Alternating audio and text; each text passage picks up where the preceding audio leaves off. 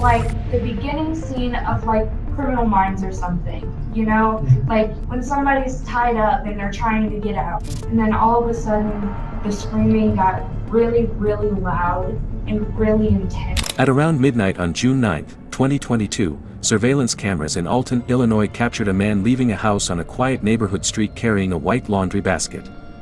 The man then walked behind a nearby smoke shop before completely disappearing from view. At the time, nobody knew what was actually inside that basket. It wasn't until the following morning, when a construction worker discovered bloody objects inside a nearby dumpster, that the horrifying truth slowly began to emerge. We took him to the dumpster. So when I took him to the dumpster, there's a lot of clothes and shit in there, all strode all over, laundry basket, and there was a couple pair of shoes. Shoes was some slipper shoes too. Slipper shoes. Okay. They was red. They had blood on them. They all look like female shit. For real though. Male shit too. Female and male clothes? Yeah. Okay. At around 1 p.m. the next day, Heidi Noel arrived at the apartment of her daughter, Lise Dodd, 22 years old, who was 8 months pregnant, after losing contact with her for more than 15 hours since the previous night. Sensing something was wrong, Heidi opened the apartment door herself and stepped inside. Just minutes later, she stumbled back outside shaking in panic, while the expressions on the faces of nearby neighbors already made it clear something horrific had happened inside the apartment. Heidi immediately called 911 in a state of complete emotional collapse. 911, what's the address of the... Yeah. Hi. Listen. What's going on? My girlfriend's daughter is killed. Yeah. What's going on there? My girlfriend, I'm sorry, my daughter's, she chopped her head off. Lise lived in Alton, Madison County, Illinois, a suburb outside St. Louis where she was born and raised. Although the area had a significantly higher crime rate than many other parts of the state, for Lise and the people living on that street, it was still simply home. Not far from her apartment, a construction site was operating with a large red dumpster used to dispose of drywall and construction debris. On the morning of June 9th, while clearing trash at the site, a construction worker unexpectedly discovered several disturbing objects inside the dumpster, triggering an investigation that would shock the entire community. This is what the knife looked like. Down like that. Okay. That short, with teeth on that mother. So like a paring knife? Like with teeth on it, like you cut meat. Like serrated? Yeah. Okay. Like that. That's what the knife looked like. Just Was like the handle longer than wood. the blade, or was the... No, it was short, about like this. Yeah, like that. Yeah, that Okay. long. And when you picked up the knife, did you pick it up by the blade? Did you pick it up by the handle? Picked it up by the blade. I mean by the handle. By the handle. Through that mother. I got you. There's oh shit, blood on it. That. Was the blood on the handle? Was it on the blade? Was it covered in it? Well, Was I it knew it dripping? was on the blade. It was on the blade? Yeah. The construction worker immediately realized something was terribly wrong and wanted to leave the area as quickly as possible. Meanwhile, residents living along the quiet street still had no idea that June 9th was about to become one of the most horrifying days their neighborhood had ever witnessed. Got a message from her last night. What time did you last hear from her? It was like 9:05 or so. I had sent her a text, and she said they were talking. And then I tried again at 10, and she didn't answer. And then I tried this morning 2 times, and she didn't answer. And so then I came over here because she usually answers. Okay. So the last time we talked to her was last night when she sent your text message, right? Yes. Okay. The officers are coming. They'll be there shortly, okay? I know. Okay. Okay. Emergency responders arrived at the scene at 12:59 p.m., where Heidi was still sitting outside the apartment in shock after making the 911 call. After receiving the building entry code from Lisa's mother, officers quickly made their way to the second floor and approached the apartment. The door was unlocked.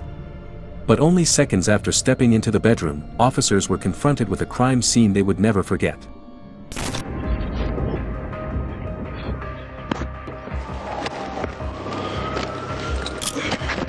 Where we going on? Apartment 4. Is anybody else here? No, I didn't see Do you have a key to get in? Right here. This one. Do you have the key? Oh, I'm sorry. Evan, watch the rear. The officers quickly discovered her body lying inside the bedroom. At first, the victim's head appeared to be wrapped in a towel, making the scene seem almost undisturbed. But only moments later, the officers were horrified to realize that her head was completely missing.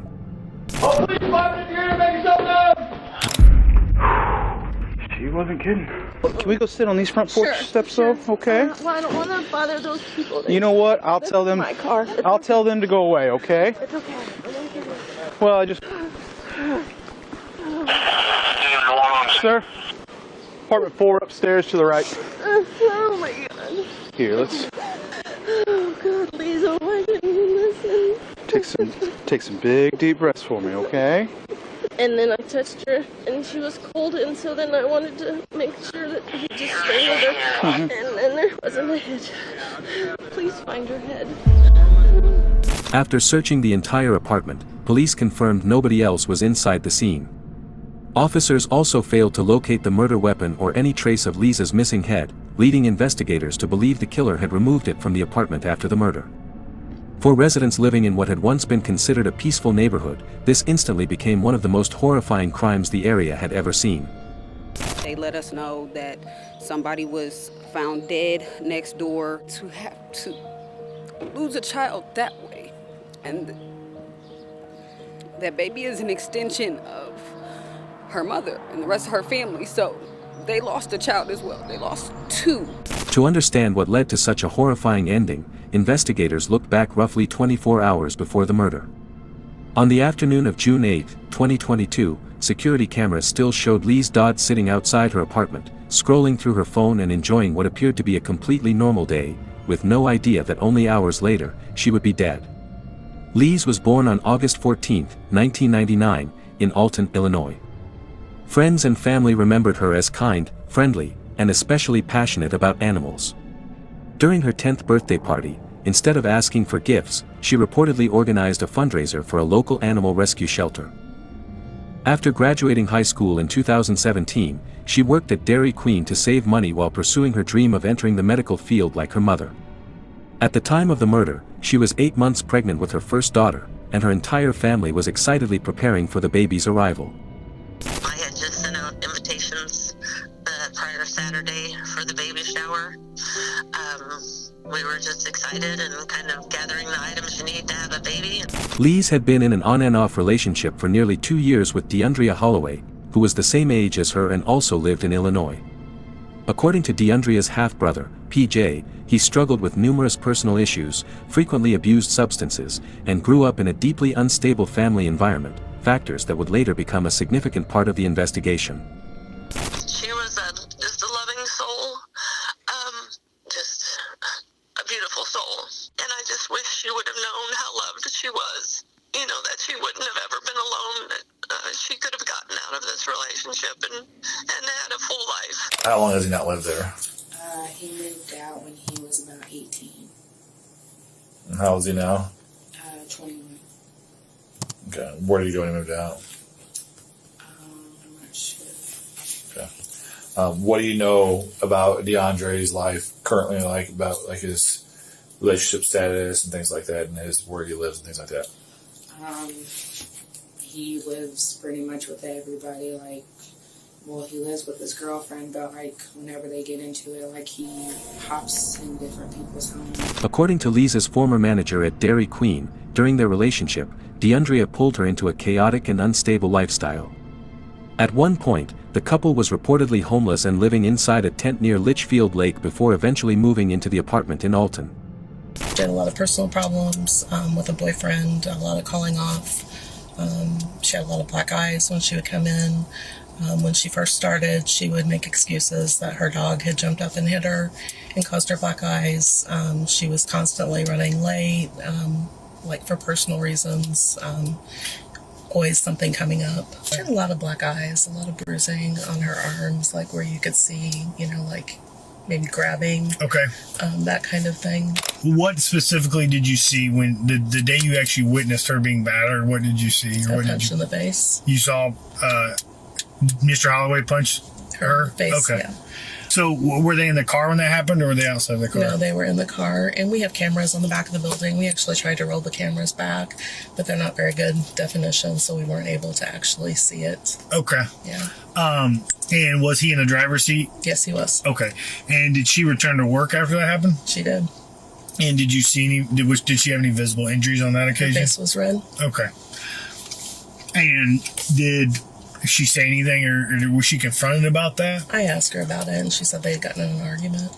Eventually, after the excuses about the dog and things like that stopped, she was honest about it and just said that they were always arguing and fighting, and then they would make up and it would happen again. Okay. Did she, like, specifically that day when she was struck?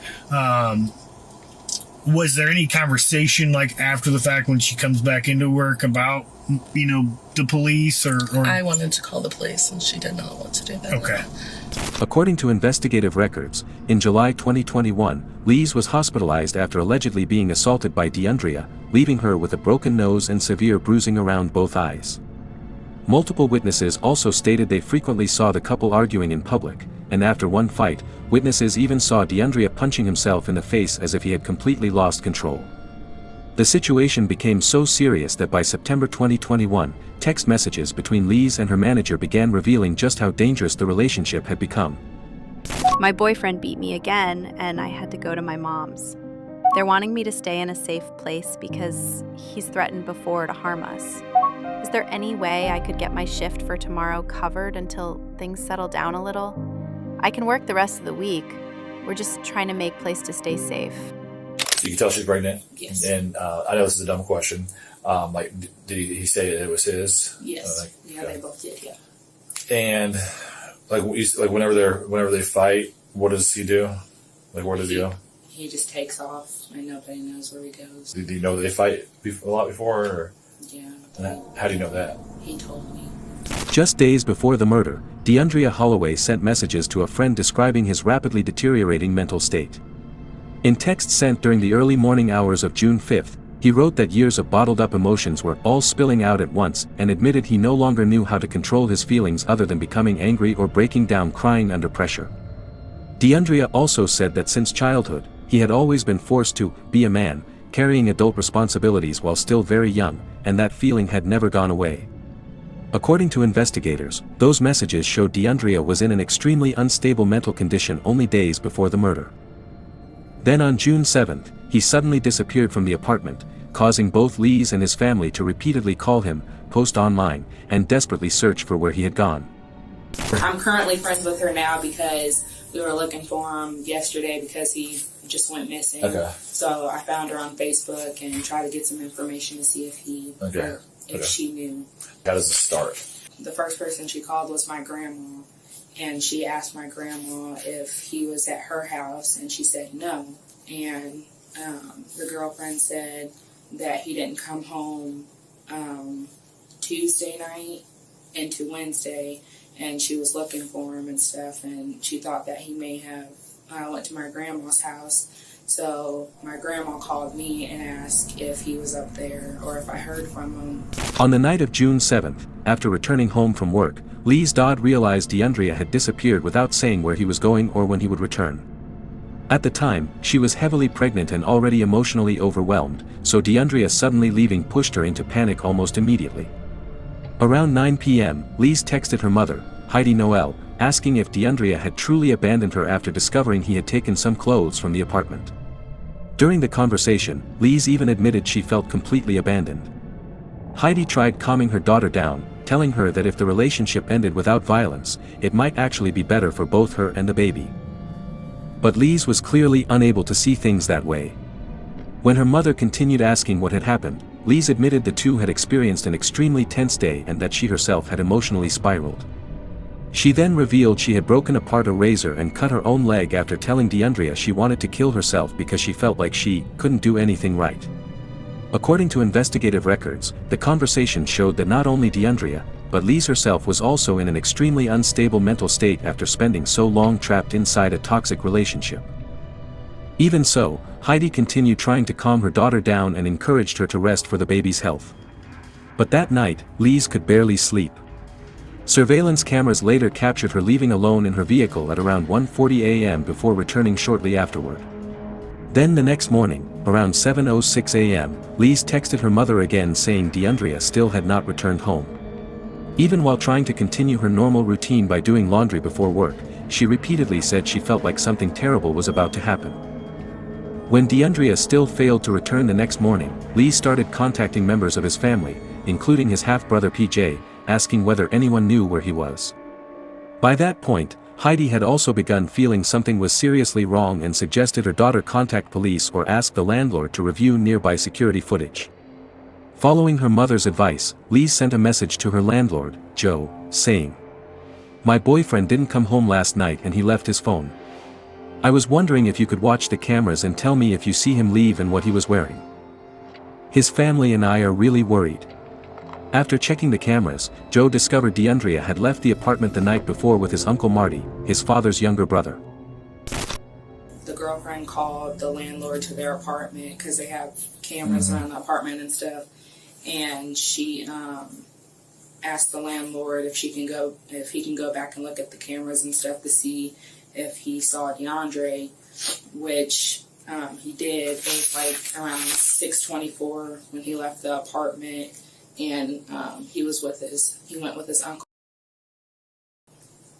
that lives in St. Louis. Is everybody relieved at that point, or like? Not really, because the girlfriend said that his uncle was supposed to bring him back that night, and he's supposed to call like before 10, and then it was after 10. Even after the family confirmed DeAndrea had been with his uncle, he still failed to return to the apartment throughout the night, causing Lise to become increasingly panicked. Then on the evening of June 8, at around 8 p.m., she suddenly received a call saying DeAndrea was being brought back and that everything was fine. But according to investigative records, Heidi Noel never trusted him and had repeatedly warned her daughter to be careful in the relationship, especially while she was nearing the end of her pregnancy. Despite those warnings, Lise still decided to drive and pick DeAndrea up herself. Surveillance footage later captured the couple returning to the apartment at approximately 9:11 p.m. While sitting in the car, Lise continued texting her mother saying she was trying to figure out what was happening between the two of them. That would become the final message she ever sent. At around 10:49 p.m., Heidi texted her daughter again asking if she was okay, but she never received another response. According to investigators, Lise may already have been dead inside the apartment by that point. For the next several hours, surveillance cameras around the apartment complex continued showing normal activity from residents until approximately 11:57 p.m., when DeAndrea appeared outside the apartment again carrying a white laundry basket. He stood beside Lisa's vehicle for a few seconds as if realizing he did not have the keys before walking back inside. Investigators also noticed DeAndrea had completely changed clothes, was wearing dark shoes, and had partially covered his face. Only minutes later, he emerged again carrying the same white basket before walking toward the back of a nearby smoke shop, where a large dumpster sat hidden behind the building. Security footage from a nearby business later captured the moment the basket and multiple items of clothing were thrown into the dumpster at approximately 12:01 a.m. Hours later, Lisa's vehicle also disappeared from the parking lot, while investigators confirmed DeAndrea drove to his mother's house later that same night. And then my sister said around 2:30 in the morning that he's like banging on the door and stuff, and he's like pacing and like acting nervous. Where? At my house. This morning? Yeah, this morning Okay. at 2:30. At around 2:30 a.m., DeAndrea Holloway arrived at his mother's house. According to family members, he showed up acting strangely and gave almost no explanation about where he had been. Then at approximately 10 a.m. on June 9th, PJ saw DeAndrea inside the bathroom of the house, only about 3 hours before Lisa's mother discovered her daughter's body inside the apartment in Alton. I seen my grandma standing in the doorway to the bathroom, and I looked, and I'm like, oh, there's Dee. And then he was cutting his hair off and stuff, and I asked him why he was cutting his hair off, and he just said a fresh start. Okay. And what's his demeanor like? He was, like, nervous, like, you can tell he was, like, really nervous. Just your personal opinion, why do you think he's cutting his hair off? Got in trouble. DeAndrea had worn his braided hairstyle for nearly 2 years and was known to be extremely proud of it. But on the morning of June 9th, he suddenly cut all of his hair off before asking his mother if he could shower and change clothes. She later gave him a fresh set of clothing, including a pair of gray sweatpants, so he could change out of the outfit he had been wearing when he arrived at the house during the middle of the night. Clothes that he had on, he took them outside for some reason, and he set it by the sidewalk, and then he comes back in, and then he was... Did you see him take those clothes off?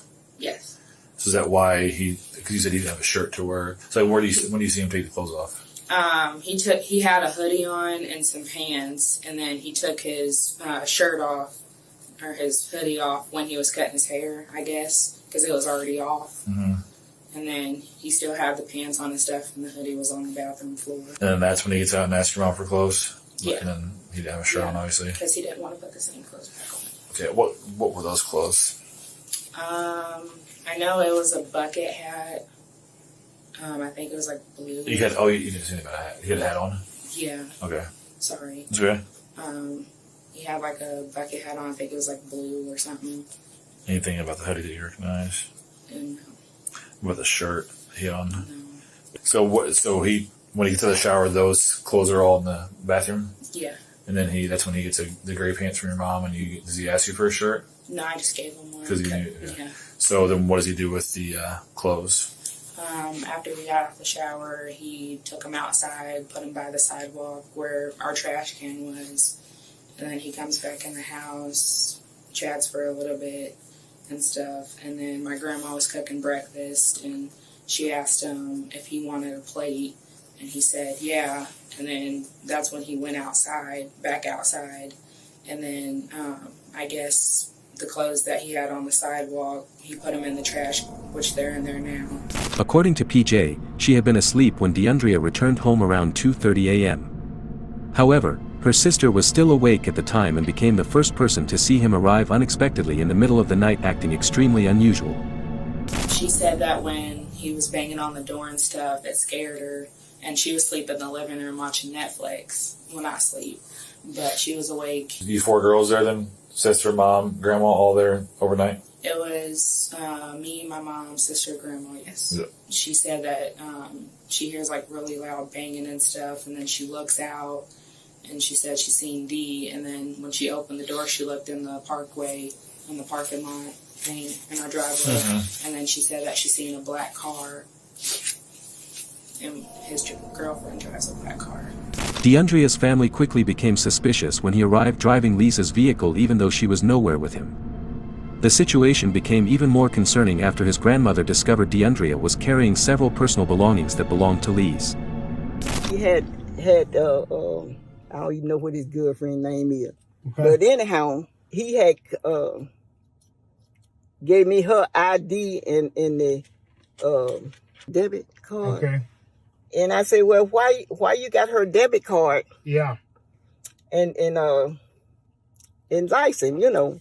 And I said, now she out there driving, and then she thinks she got her license, and you got it. Then this morning, he gave me 2 keys. Okay. And I said, well, where you get these keys from? And he said he found them on the ground. But he didn't say where he found them on the ground. And I said, well, give it here. I said, then I can get in touch with her. Okay. And you want to put that stuff in there? I'm getting it back now? This here? Yeah. Is that yours? No, but I'm going to try. Right. I'm going to try to get it to her. Okay, that's what I'll do. I'll take care of it. You sure now? Yeah. The key too? Yeah. All right. Thank you. All right. Okay. Did he tell you what those keys were for? He just told me he found them. What did he say to you when you asked him why he had that stuff? He didn't give you an answer? Just look like he's in a daze or something. He said, I'm going to cut some grass. And so she asked him, where was he going to cut grass? And he just said he's going to cut grass. Okay. And he left on foot? He left on foot. According to investigators, DeAndrea had already begun trying to hide what happened that night. He changed clothes, cut his hair to make himself harder to recognize, and threw away the clothing he had previously been wearing. Investigators also determined he brought several of Lisa's personal belongings to his grandmother in an apparent attempt to dispose of them, while Lisa's vehicle was later abandoned with a handwritten, "For sale," sign placed on the window. By that point, DeAndrea's actions were beginning to make the truth behind the murder increasingly clear to investigators, and also confirmed the fears Lisa's mother appeared to have from the very first 911 call. My daughter's boyfriend killed her. He chopped her head off. Are you outside the apartment right now? Yes, yes. What kind of a weapon does he have?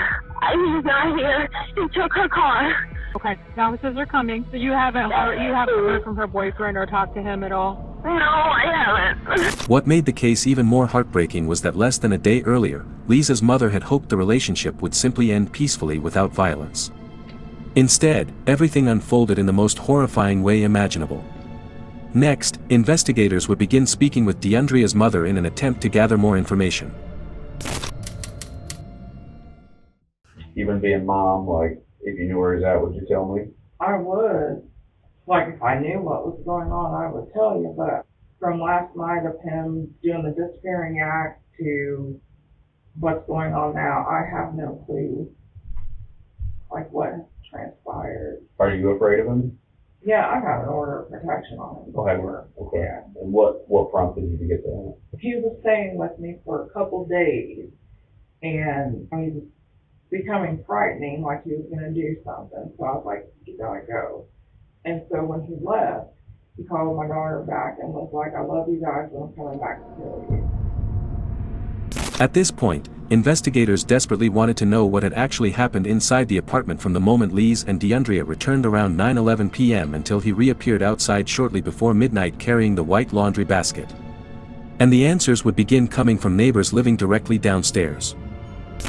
Well, the past few days they've been arguing, and that's nothing new. Okay. They fight, like they used to fight all the time, and it would be loud fighting, and we actually had to call the cops on them before, because I don't know who it was, but somebody picked something up and slammed it against the wall. We assumed it was one of them throwing each other.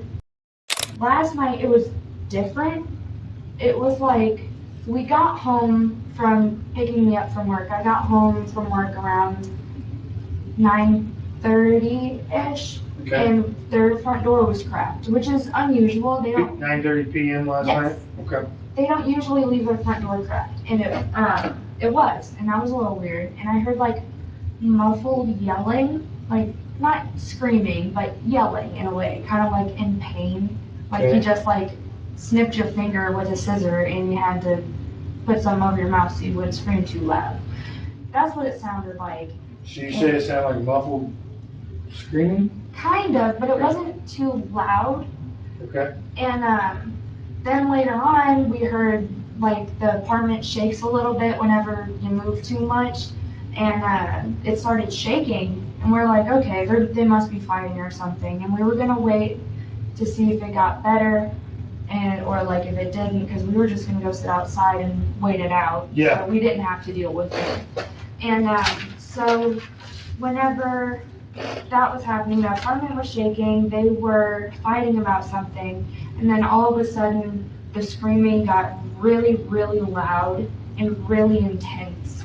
And that was, I would say, probably about 9:45, 9:50. And then the apartment had like 5 or 6 loud like thuds, and they got louder and louder each time. Okay. And they shook the apartment as well. And that sounded more like it was coming from... So like, what did it sound like, experienced in life, to your best ability, that would have created, or possibly created the sound that you heard? Probably, I really don't know, other than like chopping wood. Okay. Because that's what it felt like. He had enough, I didn't even say he, but like, you know, that's what it sounded like there was enough time to do, was like, it was very constant beats too. Okay. So that's what made me think it sounded like that. So do you think it sounded like an instrument hitting something, or do you think, or what? Something is making you know, kind of envision that through sound. You know what I mean? Like we hear something and our brain is gonna take that information in, right? What we're hearing, Right. smelling, feeling, and we're gonna kind of like paint this mental picture, right? Right. So, what about that sound makes you think chopping wood? It was more of how steady it was. Okay. Because when you chop wood, you know, you gotta lift it up, you gotta hold it, and then you gotta put all your weight into it, and all your muscle. Yeah. And when you do it, you go, And you kind of got a rhythm. yeah. Okay. And it had like 4 or 5, 6 of those beats, and then it just stopped. The screaming stopped, the sound stopped, the shaking stopped, everything stopped. At that point, we heard somebody walk outside, Okay. but we weren't able to see because we just glanced down the window, and from the window that the awning is right there, so we can't see down on the patio deck area, and so we couldn't see who it was, but they were out there for about 2 minutes, and then they came back in, and they came upstairs, but I was too scared to see who it was. And then what? We went outside to see if okay, so my best friend came over, and because I was like, hey, something's going on, I'm not feeling so right about this. And she was like, I'll come stay outside with you. So we were standing out waiting for one of them to come downstairs, because usually after they fight, one of them comes downstairs. Okay. Neither one of them did, but the lights upstairs in their apartment kept turning on and off. Okay. So we knew somebody was up there. We assumed it was Lacey, Okay. but we didn't see either one of them. According to witness statements, the downstairs neighbor texted the landlord during the night after hearing multiple loud noises coming from Lee's and DeAndrea's apartment. The witness described hearing repeated heavy banging sounds along with screaming that lasted several minutes before everything suddenly went silent, only for the noises to begin again a second time. The neighbor also noticed the apartment door upstairs had been left partially open in an unusual way. After receiving the message, the landlord attempted to contact Lee's but received no response whatsoever. The neighbor later stated that if the noises continued, they planned to call police. But everything suddenly stopped completely, because according to the later investigation, by that point it was already too late. As evidence continued rapidly building, at approximately 9:30 p.m. on June 9th, investigators executed a search warrant at DeAndrea's mother's house. Inside a trash can outside the home, detectives discovered the same clothing DeAndrea had been seen wearing on surveillance footage, along with the freshly cut braids wrapped in toilet paper exactly as family members had described. Although DeAndrea himself was not located at the residence, at approximately 1:45 a.m. on June 10th, the Alton Police Department received a call from police in Gillespie, Illinois, informing them they had detained an unidentified man earlier that day, a man who was later confirmed to be DeAndrea Holloway. According to case records, DeAndrea was arrested while carrying marijuana, at the exact same time Alton investigators were preparing to launch a large-scale manhunt to locate him. Search him? Yeah. Don't have a name. That's okay. What's her name? What'd I have? What's that? What'd I have? You have cannabis on you. Oh, it's legal. Okay, exactly. Right. Need some water or anything? Yeah, I would like some water, because, you know, you guys gotta, hey, you need some water? Yeah. Okay, please. Get you some water. Is it okay if I walk around? Is it okay if I stand up and take a step, like a couple steps? What you gonna do? Why you gotta do that? Pull your pants up or something like that? Yeah. Okay, that's fine. That's it. He's doing his job. This man has done nothing but his job. I swear to you. You need to sit back down and chair, please. Didn't you just say I could pace? No, I didn't say you could pace. I thought you said you had to get to beat pants. If you could sit down in there, please. Thank you. Do you mind if I pace? Is that illegal? I'm here. I'm handcuffed, ain't it? We don't want that. We want you to sit down. Exactly. I know you don't want that. So if you could please sit down, guys. I can't. I'm handcuffed. Yeah, you can. You can sit down. I literally can't do it. I'm handcuffed. You need to sit down. Why are you guys scared of me for what? I'm not scared. You need to sit down. How? If I'm literally sitting here pacing handcuffed, I can't do shit. He searched me. Okay, so what's your name? What's it going to do? I literally asked if I was being detained. That man said no. And then he proceeded to ask me the same question over and over and over. And I said the same thing. And again, he's just not having it because he's got an attitude problem with me.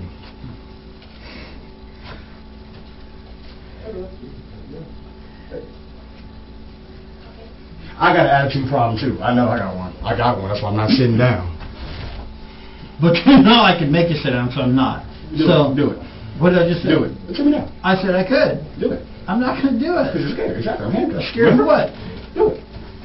You know, Guy, we're not going to get into this. Thank you. I appreciate it. Well, don't you just being mean to me though? I'm not being mean to you. I said you're pacing back and forth, and you said, well, set me down. And I said I could if I wanted to, but I don't want to.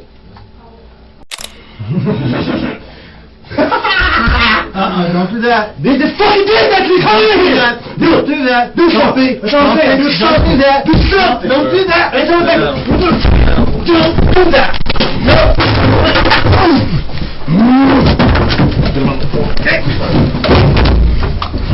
Police were ultimately forced to use physical force to restrain DeAndrea and prevent him from harming himself. Officers pinned him to the ground while he continuously resisted and repeatedly claimed he would eventually find a way to escape. Just all my folks will come get me out. Well, we don't know your name, so... Exactly, but my folks will be there to get me out.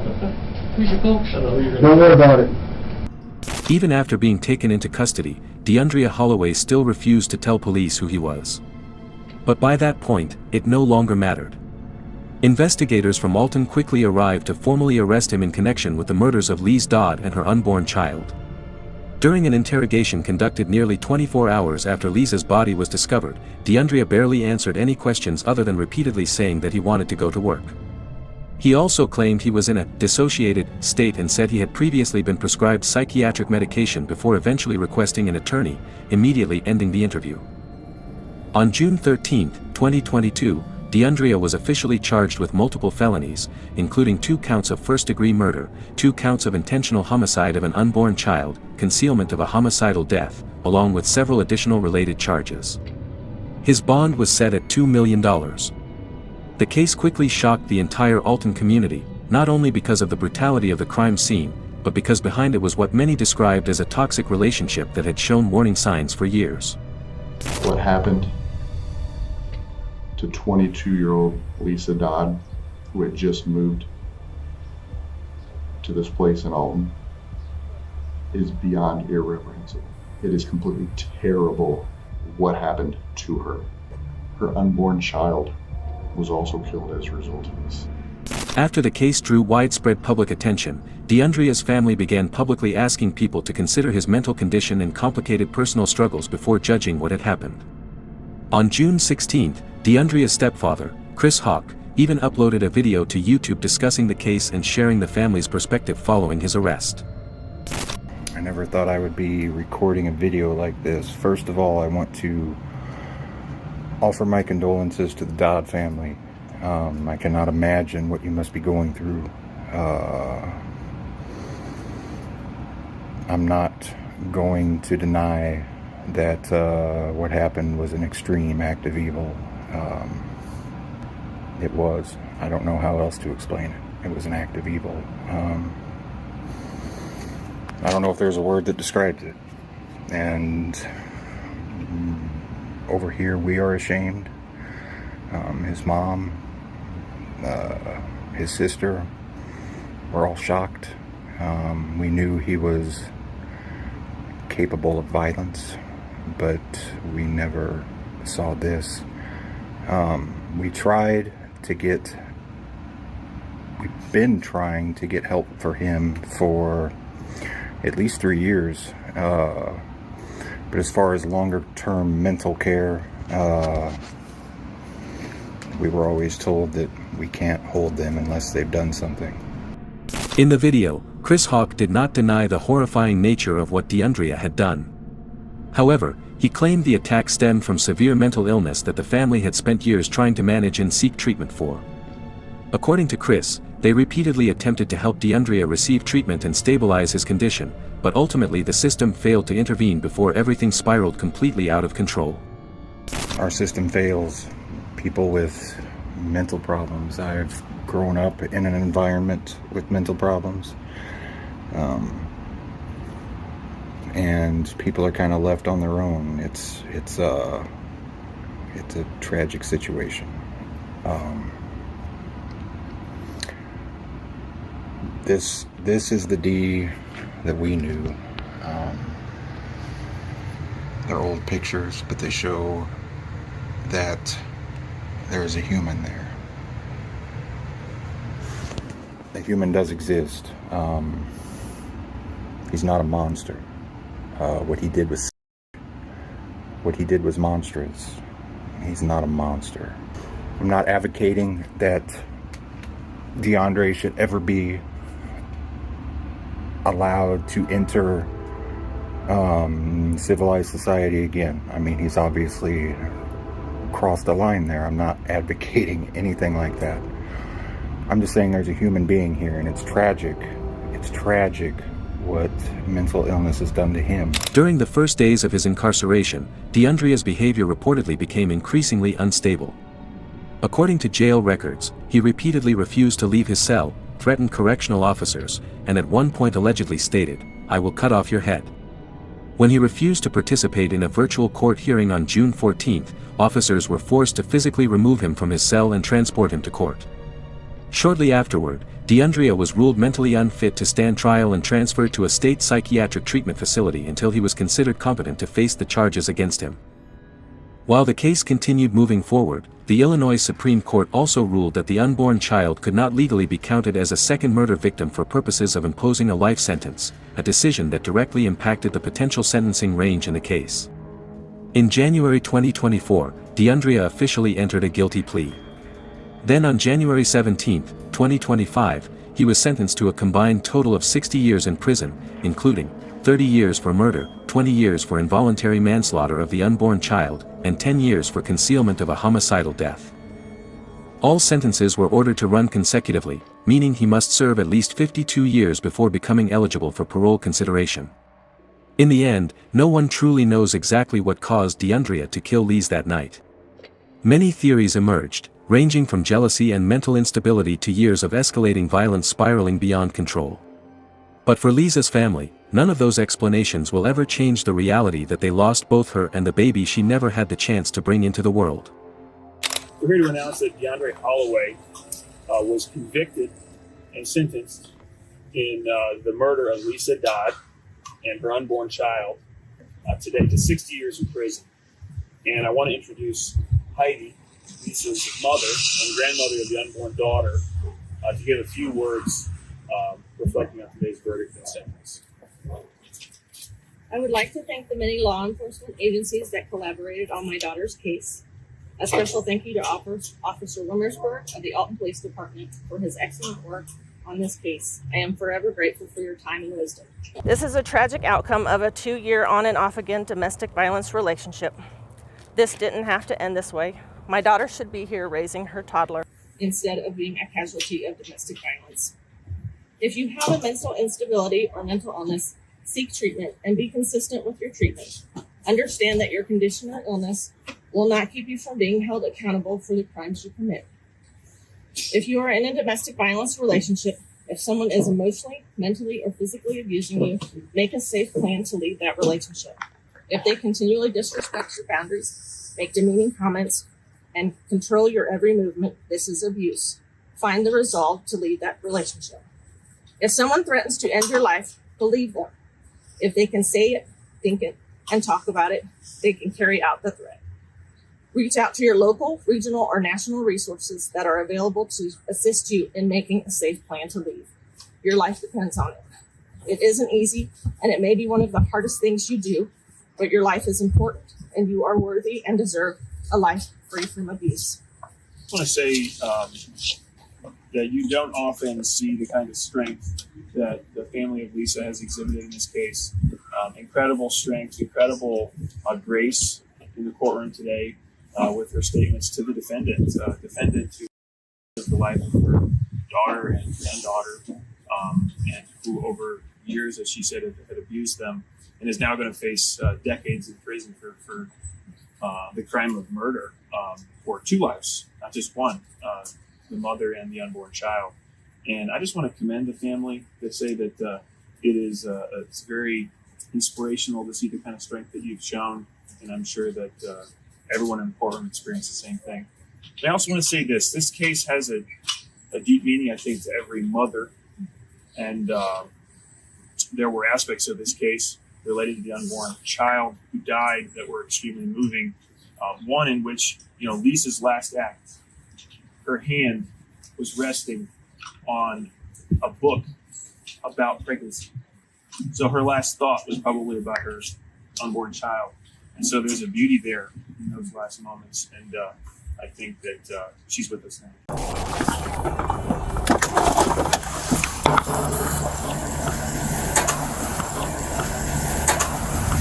Hey, he has a loaded gun here. He's got a gun? Yeah. Stop. He's trying to put it in the clip. He shot his nuts up. Fuck him, he's a bitch. We came outside, we see one cop car and a dude on the ground dead. When I wake up, I want to be in cell 10. So fucking good, nigga. Put me in there with the dog. I better come home. At around 1 a.m. at a gas station in Akron, Ohio, police received reports of a man who had been shot beside his U-Haul truck. When officers arrived, Darren Jacks, 54, was found collapsed on the ground suffering from multiple gunshot wounds while a loaded handgun lay next to his body. At first, the scene looked like a mysterious shooting with no witnesses. But only minutes later, the bizarre statements of a homeless man inside the convenience store began pushing the entire case in a completely different direction.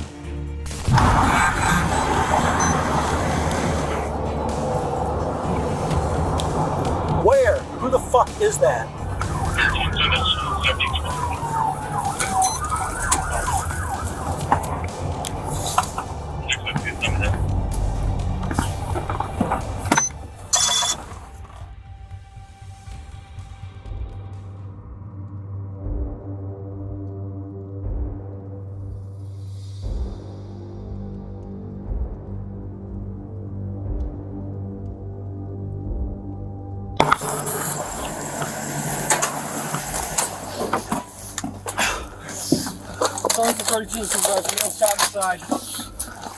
Come on, get out of here. Out of the car.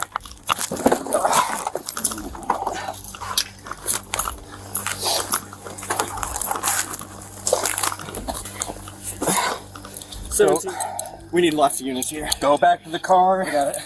Got a chassis. All right. Where's your med kit? It's in the back? Yeah, it's in the back.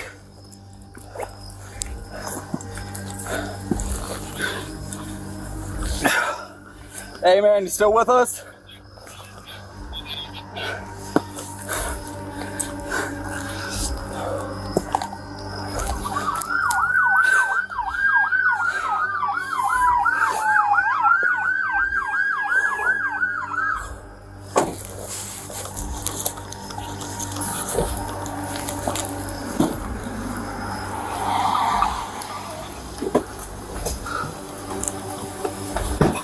Hey, he has a loaded gun here. He's got a gun? Yeah. When officers arrived at the scene, they found Darren Jacks bleeding heavily beside the U-Haul with a loaded firearm lying near him. Unsure whether he was still a threat, police were forced to handcuff Darren before beginning emergency medical treatment. As additional officers arrived to assist, they quickly realized his injuries were extremely severe and did everything possible to save his life. Hey! 17 is shot, I believe, twice in the side.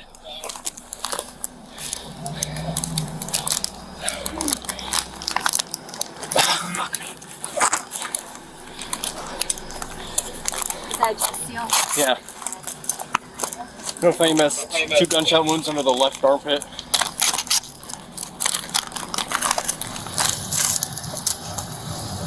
He's unconscious. Not breathing.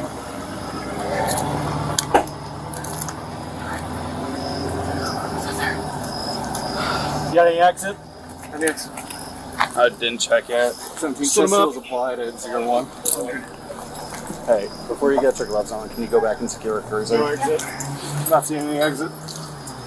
Hey! Does he still have a pulse? He's breathing. Is he? 17 this mill's still breathing. Hey man. Stay with us, alright? Come on. Hey, stay with us, man. You're okay. Come on. Here, put him on his side. We're gonna put you on your side. Get the leg up. Hold on, that chest seal's coming off. Okay, here. Just hold it right there. You got Can somebody with gloves hold this out? I got it. Thank you. Despite officers doing everything they could to keep Darren alive, his injuries ultimately proved too severe and he was pronounced dead at the scene. Only minutes earlier, it had still been an active rescue effort. But now, the situation immediately turned into a homicide investigation as police locked down the area and began trying to determine exactly what happened at the gas station that night.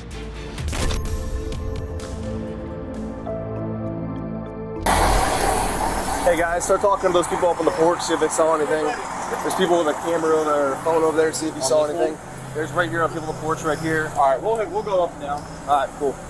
I was in the house, so all we heard was the gunshots. You just came out? We just heard the three gunshots. Does there have to be anyone else inside? My son. He wasn't out here either. He wasn't out here. All right. We only heard the gunshots, honey. Okay. In the house playing the game, we heard the gunshots, and then we was like, okay, it's these stab, you know. We knew it was close. Gunshots popped out. The window was really close, so I opened the window, and then that's when I seen that cop car, and that's the only scene that came out, and the rest happened. So you just like the cop car is right where it's at right now? Yeah. I seen the lights through the window. Yeah, we didn't see nothing else. Okay, do you happen to have any cameras or anything? No. On your, okay, what's your actual address? 2208. That house? I think she got cameras. 2208 staff. 22. I heard you guys offered cameras, and then that way you guys can check them when you need to. I have no idea about that. I don't either. That's what somebody told me. I'm not sure what you're talking about for that one. After getting very little useful information from the first group of nearby residents, officers continued canvassing the area hoping someone had seen what happened before Darren was shot. But almost everyone only reported hearing gunshots in the night, while nobody actually saw the shooter or clearly witnessed the confrontation itself. Okay. Did you guys happen to see anything? Like, was anybody out here? You just heard the commotion? I heard two I literally gunshots. just came from the gas station, went in the garage, and I heard the pop pop. You heard a siren in the distance that came out. I'm like, it has to be right here. Did you see what other car was there? I didn't know. Did you guys? I see you got like the video. Do you have? We took them down because they're not working right now. Okay. Yeah. All right. I need to apply for that. I got Tanya right. I don't know if I was gonna get that one right. Okay, I appreciate it. So nobody saw anything. No cameras took them down. No, I was in bed. Just heard the pops. Okay. I heard two pops. So kind of like a lightweight weapon. All right. I appreciate it. You guys all right? I honestly, I have no idea. I came up here, started asking around, asking people stuff, so I couldn't tell you. Oh yeah, there's been a lot of shootings around the general area. It is what it is around here, I guess. I don't know. They need to get security back there because that kept me down a lot. What, the Duchess? Oh, that security guard? Yeah, that guy? all those guys. I mean, they caused problems, but they kept the riffraff out. I mean, They heard that fucking house at the end of fucking. Yeah, get rid of Milo. Get rid of the house on Milo. On Milo? Yeah, Milo. The one on. You're going down to the left? Yeah. That needs to go. I know you're talking about. That's all fucking bullshit. I know you're talking about. I know. Yeah. All I know. bullshit. Yeah. Yeah, 'cause that's literally right behind you guys, isn't it? Right It's like right there. It's behind my garage. Yeah. We Yeah. hear gunshots probably twice a week back there. We know Oh, who's really? doing it. His name is he's a black That kid. does it for fun. Yeah. Black guy. He sells drugs too. He sells heroin. Yeah. No, I mean I'm Sheldon. familiar with that house. Sheldon. I'm sure everybody is. I just don't work over this district very often. We want to clean up. I agree with you. Neighbors in this, but we're all nice to each other. It's the transients that we have a hard time. Yeah. No, I get it. While continuing to question residents near the scene, one neighbor mentioned a nearby house that had become notorious for heroin, methamphetamine, and repeated violent incidents over the previous several months. The information immediately caught officers' attention because if the shooting was connected to that location, the situation could be far more dangerous than a simple altercation. Even so, police still could not confirm anything and continued searching for witnesses to piece together the full story.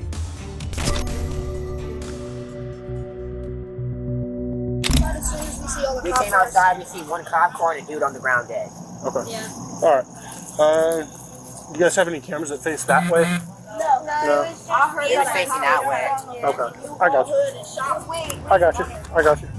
With officers still unable to determine exactly what had happened or who was involved in the shooting, their attention shifted toward the last person still near the scene, a homeless man lying inside the convenience store. Investigators hoped he might know more than anyone else about what had just happened outside. I don't know anything about it. Oh. What's going on? I have no idea. I know the owner of U-Haul. Okay. Do you want me to go look? No. No. No? No, because there's so many U-Haul locations all around.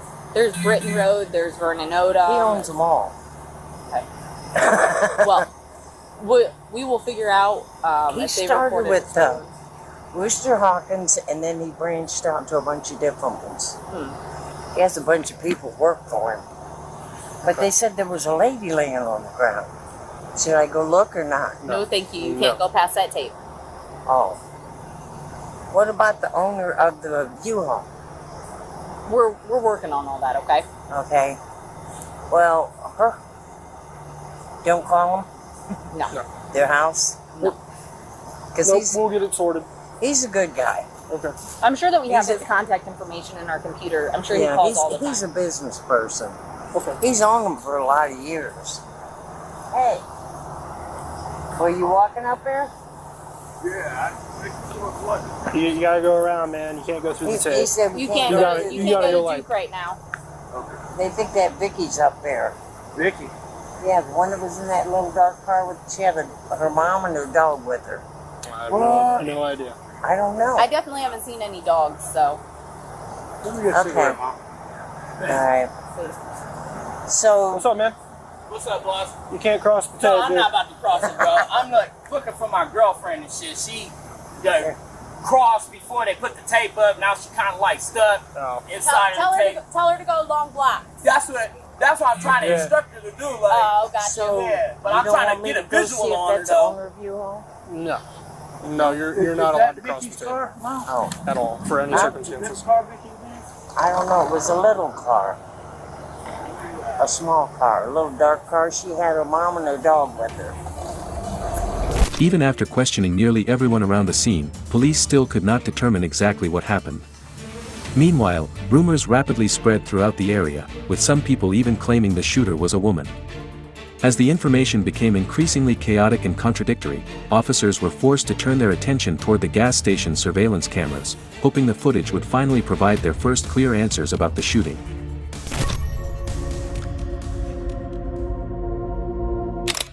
Pulled up. He told him, stop. He started put in the clip. He shot his nuts up. Fuck him. He's a bitch now. Let's go get some. How you doing, sir? When officers entered the gas station, they noticed a homeless man lying on the floor repeatedly saying strange things as if he had just shot someone.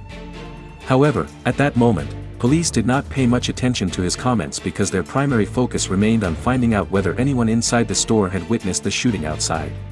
Do you have access to the cameras? The security? You all, I don't know how long you've been here. You guys see anything? I seen you knocking on his window. I know he came in here, and that's it. Well, you didn't see anything that happened out there as far as... No, just you guys knocking on his window. Okay. Did he get away, or what happened? That's what we're trying to find out. Oh, this is Officer Barnes with the Acton Police Department. How you doing? The nerve of some people up here. What exactly did you guys see? You said somebody was knocking on what window? The cop was knocking on the. Oh yeah, when we first walked up here, he walked up and said Peter or something like that. He said what? He said Jeremy or Peter, and then he rolled his window down, and I just came in here, and so I started saying until I heard. Until everybody up here right up front, and I was back there when I had to do it. And then that's when everybody heard it. This way to speak with our detectives or our crime scene unit about getting those videos. Oh, you have a flight in 2 hours? Okay. Are you the only manager that has access to the cameras? Okay, and then when are you returning? Just as officers placed their hopes on the gas station surveillance system, they discovered the only person capable of accessing the footage was preparing to leave for a flight in less than 2 hours. Without the footage, investigators would have almost no clear suspect and virtually no solid leads in the case. And at that exact moment, the homeless man inside the store began behaving increasingly strange, causing officers to pay closer attention to him.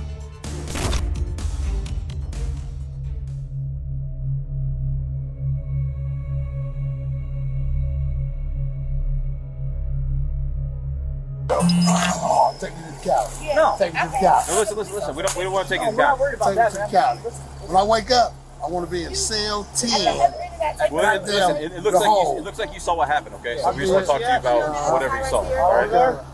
Can you do that for us? Just hang out here? Good night, guys. Come on, let's go. Okay, he got it.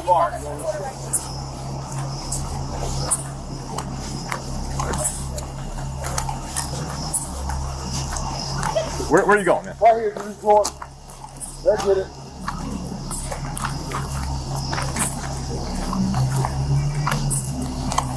Is this where you want to sit? Nope. I'm gonna sit back in the seat. For 23, Barry. Who we got talking? We just need you to just have a seat somewhere, man. Chill out, and our detectives will get here. They'll talk to you. That'll be it, all right? So if you just come back over, I ain't testifying. wherever you want to sit, man. But just sit somewhere. With Brian James, Bonnie James, 29, 25, 22, 15, 7. Hey, let me ask you something real quick. Would you feel more comfortable if you just want to sit in the back of a car, not under arrest, nothing like that? You just sit in the back of a car. Hell no. You got the air on. You sitting there. Hell no. Hell Stop, man. I'm up front. Just stay. Don't go inside that tape. Just stay over here.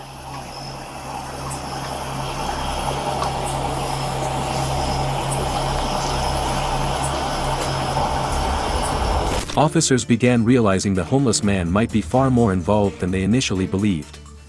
The bizarre statements he made earlier suddenly started making sense, especially after he repeatedly mentioned waking up in jail as if he already knew what was about to happen. What stood out most to police was his unusually calm demeanor, almost completely indifferent to the shooting that had just occurred outside. That was the moment one officer decided to speak with him again and dig deeper into what he knew. Where are you from? West side. The west side of Akron? 839, Orlando Avenue. They call it the O block? 320. That's what they call it. Mighty O block. Niggas locked. I hear that. Look at that dog. Look at that dog. What year was you born in? How old are you? 1972. I'll be 52. This year. Over 22. That's just wisdom right there. That ain't age, that's wisdom. Come on, you can't go under the tape. No, hey, stay out here, man. Don't hit at the dog, man. Stop. You might want to be careful. That dog will hurt you.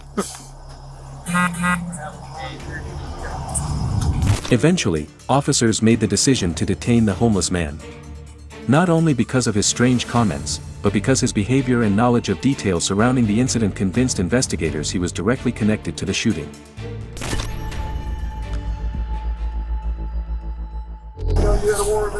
God damn, I had to go to court. Easy on the cuss, man. Yeah, we gonna take it easy. We ain't gonna hurt you, man. All right. Get that to my brother. So fucking good, nigga. Put me in there with the dog. I better come out. No, you ain't going there with the dog. Is that comfortable for you? Yes, sir. All right. That's good for you. Where I'm at. Which car? Probably in the back of this. This your car, ain't it? 5. I'm gonna keep it with you. You might not even go to jail. We don't even know if you're going to jail. Back of 15. Yep. That's fine right there. I'm going to the county, huh? I'm going to county jail. Goddamn. You in 15? What officers did not realize at the time was that the folding knife recovered from the homeless man would later become one of the most important pieces of evidence in the entire case. While the suspect was being detained behind a patrol vehicle, a technician finally arrived at the gas station to retrieve the surveillance footage. After nearly 20 minutes working through the system, the video finally appeared on screen. The footage showed the suspect casually walking around inside the store like a normal customer. But only seconds later, he reached into his pocket and pulled out the folding knife, causing several people nearby to immediately back away. The more closely officers watched, the more they realized the man they had just detained was not simply acting strange. He had used the knife to threaten multiple people inside the store before walking directly toward Darren's vehicle while the door remained open. At first, everything appeared to be a brief conversation. But the knife remained in the suspect's hand. Only seconds later, the two suddenly engaged in a violent struggle beside the vehicle before the suspect managed to take control of Darren's 9mm handgun. During the chaos, he fired 2 shots into Darren's side before immediately leaving him on the ground and casually walking back inside the store, sitting down on the floor as if nothing had happened. After watching the footage, officers immediately transported the suspect to the station. But even then, his behavior and demeanor continued unsettling investigators, almost as if he still did not fully understand the severity of what had just happened.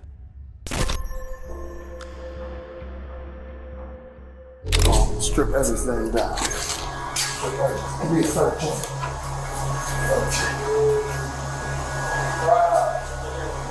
Go ahead and step up to the window. Yes, sir.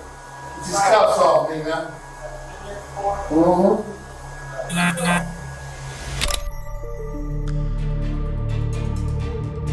The autopsy later confirmed that Darren Jack suffered 2 close-range gunshot wounds to the left side of his body. One bullet entered just below the rib cage and traveled deep into his internal organs, while the second entered higher near the chest before lodging deep inside the body. The firearm recovered at the scene was identified as a 9mm semi-automatic handgun. The magazine still contained ammunition but was missing exactly 2 rounds, perfectly matching the number of shots seen in the surveillance footage.